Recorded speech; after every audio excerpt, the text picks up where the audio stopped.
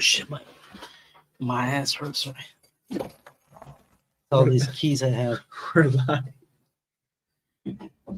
Okay. We gotta be saying that. Sorry. No, do you seriously? Bienvenidos y bienvenidas. Welcome to Pnn Kexu, Poor People's Revolutionary Radio on 96.1 on the dial in East Oakland, Ho-Chun Territory, and streaming live online at www.poormagazine.org/radio. This is Muteado Silencio con voces de migrantes en resistencia, and formerly houseless member of the Popoes Project, in studio with fellow formerly houseless Popoe and Pablo Scala, mi carnala la Tiny. Yeah, this is PNN, not CNN, people. That's Poor People's Revolutionary Radio. Broadcast live and direct from this small part of unpimped, unplayed, unbought, unsold Mama Earth that us houseless people call homefulness, a homeless people's solution to homelessness. From Scamlord to Houseless, on this edition of Poor People's Radio, we will speak with warrior, comrade, fellow Pablo Scala, Des Martinez, from the homeless in Fresno. But first, we will hear our sister family member from Voces de Migrantes en Resistencia at Poor Magazine about the nightmare that she's dealing with, who, like many other poor folks and indigenous folks, are dealing with a culprit, Scamlord, in Treasure Island, who had left the buildings filled with dangerous mold and are now threatening indigenous tenants. They have to leave if they don't have documentation. We will hear from her struggle and shed the light on the violence. Bienvenido, Dora. ¿Qué pasa? Gracias. ¿Cómo están? Buenas tardes. Sí, buenas tardes. Mucho triste para su situación. Por favor, dice nosotros, ¿qué pasa con situación con Treasure Island? Bueno, pues recientemente, de repente, la gente estaba recibiendo notificaciones de desalojo o de moverlos a otro lugar. So recently, they have sent, telling people that they're going to move people, they're going to evict people. Pero era tan triste porque antes de decirle a la gente, ellos ya tenían las cajas listas para empacar las cosas de la gente. But again, the sad stuff is that even before they were telling people, and turning them for eviction and moving to other buildings, they were already coming with the boxes, the cardboard boxes to move people, as they're telling people. Y lo que pasa en esta situación, lo más triste es que este problema, nosotros pensamos y creemos y estamos 100% seguros que es un problema de racismo. And again, what we believe as tenants is that what's happening here in this incident is that this is racial. We're being racial profile. This is because of our race. Y la razón que digo eso es porque hay muchas personas de muchas nacionalidades en este programa de housing. Because there's different nationalities in this housing program. Que están en el mismo programa, pero solamente están moviendo a gente latina. But again, they're only moving and asking people to move only the Latino community. Wow. La razón que están dando ellos, que porque ese es un edificio federal. And what they're saying is that they're doing that because this is a federal building. Pero es algo injusto, porque hay gente que no tiene el programa de housing, no tiene documentación y ellos se pueden quedar. And again, it will be harsh on people who don't have documentation. This is insane. Y ellos se pueden quedar y eso es por eso estamos diciendo que es problema de racismo, porque solamente a la gente que está en un programa de housing que se llama Shelter Plus Care, especialmente que hay mucha gente que tiene problemas de salud mental. O sea, ¿cuál es la pinche ayuda que nos dan si nos van a chingar? Yeah, and again, it's just that Nora is saying and speaking about that they're claiming they're helping people, but they're not. That they're actually complicating people's life, messing with people's lives in their homes, and they're actually not doing what supposedly their mission, the mission statement says.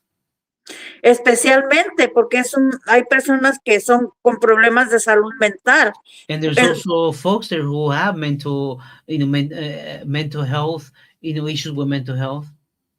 Y básicamente este programa no sirve, porque la excusa que está dando Caridades Católicas no es Mercy Housing, es Caridades Católica lo que le está sacando, que porque dice que el programa de Shelter Plus Care es un programa de la ciudad y que la ciudad está diciendo que como son fondos federales, que la gente tiene que salir, que no tiene documentos de este edificio. Los del edificio Mercy Housing no está sacando a la gente. La que está sacando a la gente es el mismo pinche programa de la ciudad y Caridades Católicas. So it's charities, Catholic charities, I believe that she's saying, are the ones that are placing people. They're also saying that, again, this is a city program and that the funds for this housing program come from federal funds. Right. And so, therefore, they're, trying to get rid of folks who don't have their so-called proper documentation. I just want to be clear that listeners and viewers understand the violence of this and that everybody should stand up for these tenants because what they're facing is the same racist profiling that's got our children and our babies being kidnapped by these ICE agents. And again, if you don't know about Treasure Island, it was set up, of course, first as this crazy, ridiculous army base and all of that history, but it's also Superfine and all this other dangerous chemicals there. But for years, it has housed poor people and unsafe conditions of mold and never repairing those mold conditions. And there's years of work that the Bayview, for instance, San Francisco Bayview newspaper have done on the very, very dangerous position and conditions of that housing.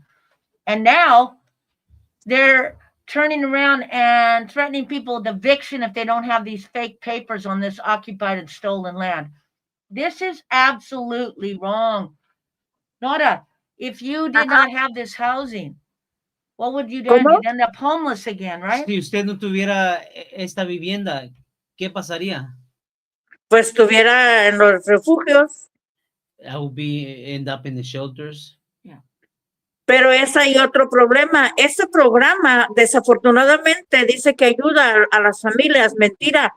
Porque ellos claims they help families, but they don't help families. No, they don't. Porque cuando tú tienes una entrada, por decir, mucha gente dice, pues no reporte, pero yo necesito trabajar, ganar, ¿cómo se dice? Porque pues yo tengo que trabajar. Also, it's complicated because I have to work to survive, for food, and again, this program seems like you can't do that. Entonces luego ellos te incrementan la pinche renta bien mucho, a modo de que no la pueden sacar y vuelven a pagar y vuelven a sacar a las familias a las calles. Estos pinches programas tienen miles de dólares, pero no lo dan realmente como las familias lo necesitan. And again, they're increasing also the rents, where people can't even afford it, and they end up being evicted. And again, they're claiming that they're helping folks, they're housing folks, but they're also displacing folks. So this is Catholic Charities. ¿Cómo se llama el programa se llama Shelter Plus Care. Shelter Plus Care. Pero nombre de organización, porque la que le está queriendo cortar los fondos. La que está sacando a la gente es Caridades Católicas. Yeah, okay. Catholic Charities. Catholic Charities, big non-profiteer, listeners and viewers. who traditionally get all kinds of resources, the so-called Right. houseless people, and we know what that really becomes, nothing. And now they're abusing houseless indigenous relatives. I want to also connect the dots here. Treasure Island was a place where there was a lot of placement of houseless relatives from Frisco. I know a lot of people. We were almost got a spot there, me and my mom. Pero Go ahead. les quiero decir una cosa. Primero, cuando estábamos en San Francisco, no nos querían allá la gente pobre trabajadora. Nos aventaron a Treasure Island. Ahora hicieron un pinche edificio que está todo craqueado. Parece que vivimos en una pinche cárcel aquí ahorita. Y aparte también nos quieren sacar de aquí. ¿Dónde chingados nos van a mandar? Yeah. And again, it's sad. It's like, what the hell? They get, they don't want us in San Francisco. They kicked us out of San Francisco of our poverty. They send us to Treasure Island, and also they have us in these depleted buildings that are falling apart. Yeah. And again, Putting you in danger. without proper housing. Exactly. Wait, Nora, do you have a lawyer? A lawyer? Tenemos el abogado. Ajá. Si tiene un abogado que va a estar representando a los inquilinos. Aquí no tenemos nada. El pinche alcalde vale madre. Nada más cuando anda en la campaña quiere que la gente vote. Pero ellos no se aparecen por acá, los pinches políticos. The mayor, you already know, only when they're campaigning is that they'll they even slightly listen to people. Now that they're not campaigning, and they're not showing up. So what, are you together with other conjuntos con otros residentes en la lucha o inquilinos? Anybody else? Pues sí, aquí los inquilinos están como, ¿cómo se dice? Organizándonos, pues aquí, porque queremos, ¿cómo se dice? Que pues se haga justicia y que estos programas verdaderamente, por ejemplo, caridades católicas. And these programs are supposed to be helping, that they actually help. So, caridades católicas tienen cada persona tiene una case manager.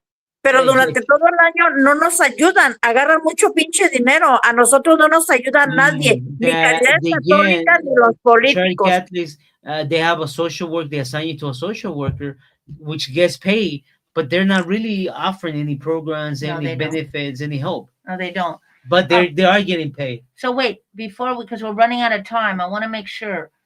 So for people to help you, support, is there anybody that's working with you right now to help organize? Is that something you need us to do? Sí, ¿qué manera ocupan apoyo, verdad, para ponerlo también en el público que esté oyendo? ¿Qué clase de apoyo ocupan? Yo pienso que organizar una protesta, porque realmente están dando mucho dinero a Caridades Católicas y nosotros no recibimos nada. No nos dan nada. Beginning with a protest or asking these programs, the Catholic churches that they're supposed to be helping, start helping. Okay. So, Nora, yo llamar a usted otro tiempo en nosotros ayuda con organizar protesta, okay? Right now, I want to say that people need to call Catholic Charities in San Francisco and tell them to stop abusing indigenous migrante tenants and trying to evict in Treasure Island. That's how you can immediately clap back. This is extreme racial profiling, and more importantly, in this time with the Cracker King, please. So we want to make sure that people respond. Also, stay tuned. We're going to be talking to Des Martinez from Homeless in Fresno, but I wanted to just say, Nora, you're not alone. Tú no solo, okay? You're not alone. We're going to try to figure out what we can do, and lo siento mucho para su familia y este momento, muy, muy mal. We're so sorry you're dealing with this BS, and we'll be talking to you very soon. Una última cosa que quiero decir, que nada más que sepan que, por ejemplo, el alcalde y los candidatos del supervisor nunca se ha parado a ponerse a la orden de aquí estamos olvidados. Ellos nunca vienen, no tenemos ninguna ayuda. They have never offered any help. No, they don't. Then porque go. el alcalde anda hablando muy bonito, pero que de verdad vengan, solo viene cuando abren un parque, inauguran para los ricos, se viene a tomar la foto Oh, para and salir then en he'll show up Instagram, when they're Facebook, inaugurating en Instagram. another gentrified park, and he'll come and take photos with the wealthy. Sí, sí. Mm. I'm Ok, gonna. muchas gracias. Muchas Sí, vamos a gracias. estar en contacto, Nora. Gracias por su fuerza y su lucha. Okidoki, gracias. Okay, bye Adiós. bye. Si se Bye. puede. You're listening and watching Poor People's Radio. That's PNN, not CNN, family. This is an extremely disgusting situation. And, we're talking about occupied Yalamu, where if you park in your own RV over 2 hours, they fine you and tow you for the act of being houseless on those occupied streets. Don't try to be houseless in Frisco, family, because they will immediately push you off, make you move, harass you, and cite and ticket you. So this violence ain't new. And welcome to the settler, colonial town known as San Francisco. It ain't at all what they claim it is. Mm. It ain't progressive. Oh no. Treasure Island been like that for a minute. It's run by so many poverty pimps. So I just want to, on that same terrifying note, but also in the note of resistance, I want to bring in my beautiful sister warrior, a badass, amazing cat who holds it down, talking truth in occupied Yolcut lands, aka Fresno. Oh. Before we bring in Des Martinez, that is, I wanted to show this short video that she sent us about what's going on to just frame it, and then we'll talk to you. Go ahead, bring that video in. I love it. I'm so excited. You're looking at the 20 sites the city of Clovis has chosen for potential high-density housing. Each blue dot marks a spot. As you can see, they are scattered all around town. Des Martinez is the advocate behind this landmark lawsuit who fought for more affordable housing in Clovis and won.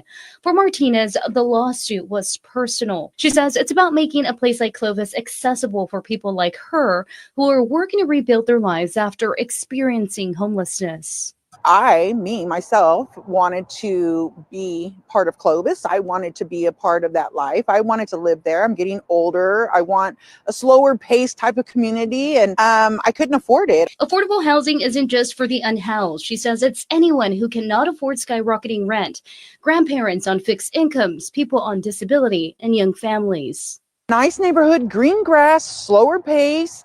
Why not? Abuelita wants to live over there too. That part. Just I want to say that next minute in my life.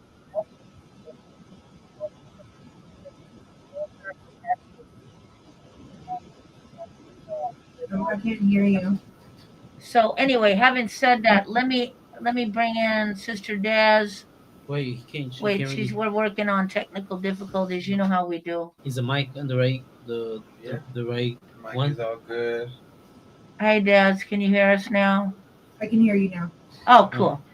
So welcome back to Poor People's Radio, Des, you warrior badass. Tell us what's going on. Oh my gosh, the same thing that's going on all over the United States and beyond. People are losing their housing in drones. We still have fierce advocates out there fighting state legislation, budgets, bills. We got fierce warriors out in the street trying to hold it down. We have a lot of individuals, especially families. The families are growing, and so are the older adults. Homelessness is risen at least 49% in the past 5 years. So I'm seeing a huge, not a problem, an issue that is just, it's happening everywhere, no matter where we go. It's not just city, one town, one corner. It is everywhere that we're facing homelessness in drones. And so I know that you've been doing a lot of work on the state level. to shed awareness, right? I guess. I mean, I don't know if that's gotten any kind of increase in housing beginning or change in the legislations, or I don't know if you want to shed any light on that. Yeah, so I've been involved with a couple of coalitions that statewide work in legislation. It's been a really journey. I've been doing that for about 2 years now, and it takes about 2 years for something to happen. I thought it was going to be quick. We go in, we fight, we win, we move on to the next, and that's not how legislation is. The last thing I worked on was the Perez bill, and that was trying to stop criminalization of homelessness. But we got a little bit of something out of there, and that's protection for the advocates, for the individuals, advocates, and even individuals that aren't advocates that just want to go out and help the unhoused. Now you cannot be arrested, you can't be fined, you can't be any of that.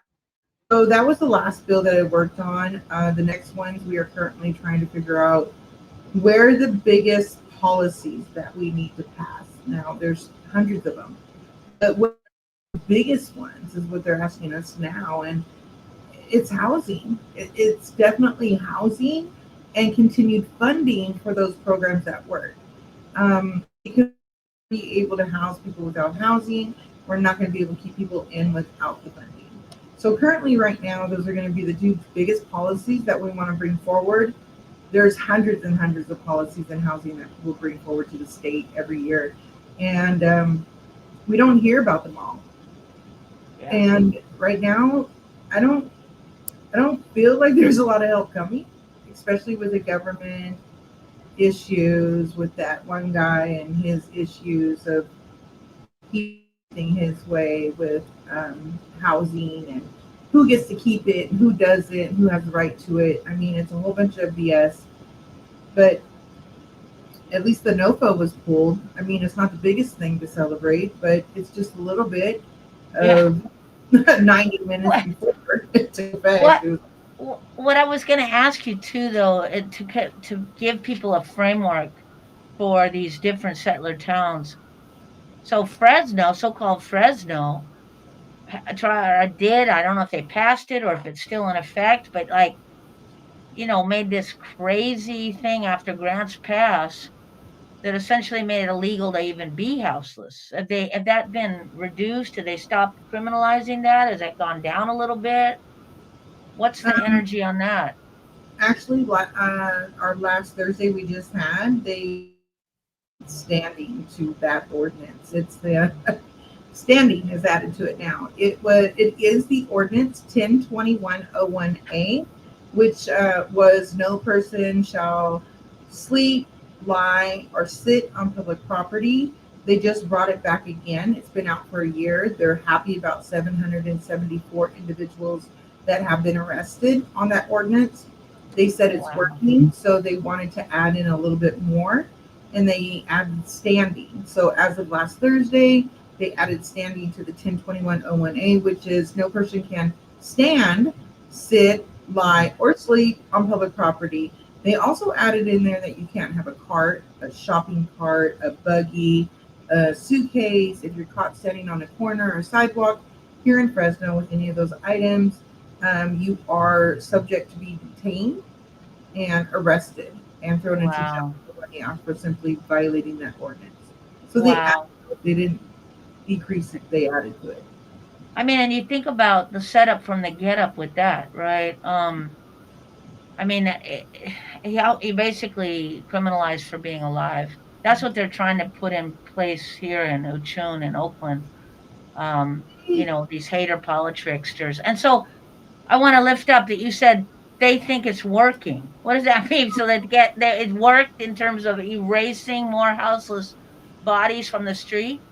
Get this. So they feel that, when you get arrested, basically they detain you, right? So they pull up to the encampment, everybody's detained. So once you're detained, you can't even pick your stuff up and leave, right? Because you're already violating the law. So they detain you. They take you to court, they arrest you, you go to jail, you get out, you have to go to court. Once you go to court, in court, they're like, okay, so look, we're going to work on this together. You want a bed? We'll put you in a bed. If not, we're going to force you into jail. And the person's like, dude, I wanted a bed in the first place, right? Right. Why didn't you ask me that when you showed up in my camp? So now they're like, oh, everybody's taking a bed. Dude, you like Wow. this is like, it's crazy because we see this happening, right? Right. See what they're doing, the data they're turning into the state, it does look like that ordinance is working because when you get to court, you're offered jail or a bed. You're going to pick a Wow. bed like you would have in the first place. Right. So they feel like it's working and it's not. One thing I learned is that this pro housing application that many cities are getting, we need to invest time into reading those. I did. And do you know that we had our pro housing taken away because of the advocacy work? Now, we don't want to lose funding, but they got spanked really good, right? So they went back thinking nobody was going to watch the next application. These applications, they are telling the state of California that we do this, this, and that. There are 7 principles in the state of California that Cal ICH enforces that every city and county needs to use. If you do not use these 7 principles, then you can get docked on your grant applications, right? So with my city, they put on there, Cal ICH says, when you go to encampments, how do you address the individuals without criminalizing them?